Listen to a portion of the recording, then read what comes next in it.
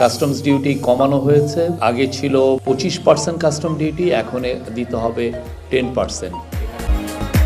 সম্প্রতি কারওয়ান বাজারে মোবাইল ব্যবসায়ীরা এনইআইআর এবং মোবাইলের বাড়তি ভ্যাট ট্যাক্স কমানোর জন্য আন্দোলনে নেমেছিলেন। সে সময় ব্যবসায়ীদের সাথে পুলিশের ধাওয়া পাল্টা ধাওয়ার ঘটনা ঘটে। এরপরে জনমনে শঙ্কা উঠেছিল, এই বুঝি বাড়ল মোবাইলের দাম।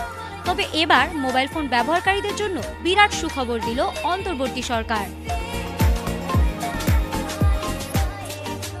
এমন আন্দোলনের পর অনেকেই বছরের শুরুতেই নতুন ফোন কিনে ফেলেছেন, কিন্তু যারা এখনো নতুন ফোন কিনেননি তাদেরই এবার কপাল খুলছে।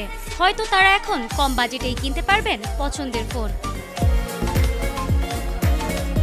ব্যবসায়ীদের টানা আন্দোলন, বাজারে বিক্রি কমে যাওয়া এবং উচ্চ দামের কারণে ভোক্তা সংকটের প্রেক্ষাপটে জাতীয় রাজস্ব বোর্ড এনবিআর নতুন এক সিদ্ধান্ত নিয়েছে। এনবিআর এর এমন সিদ্ধান্তের ফলেই কমছে ফোনের দাম।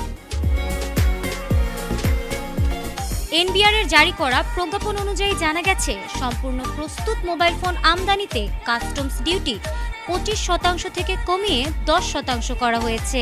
এতে আমদানিকৃত ফোনে মোট শুল্কের বোঝা প্রায় 60% পর্যন্ত কমবে। একই সঙ্গে দেশে মোবাইল ফোন সংযোজন শিল্পকে সহায়তা দিতে সংযোজন উপকরণ আমদানির শুল্ক 10% থেকে কমিয়ে 5% নির্ধারণ করা হয়েছে। সংশ্লিষ্টদের মতে, শুল্ক কমানোর এই সিদ্ধান্তে সরাসরি প্রভাব পড়বে বাজার দরে। 30,000 টাকার বেশি মূল্যের আমদানিকৃত মোবাইল ফোনের ক্ষেত্রে প্রতিটি সেটের দাম প্রায় 5 থেকে 5,500 টাকা পর্যন্ত কমতে পারে।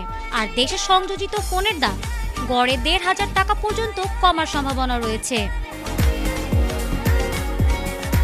ব্যবসায়ীরা বলছেন, শুল্ক ছাড় তাদের দীর্ঘদিনের দাবির ফল।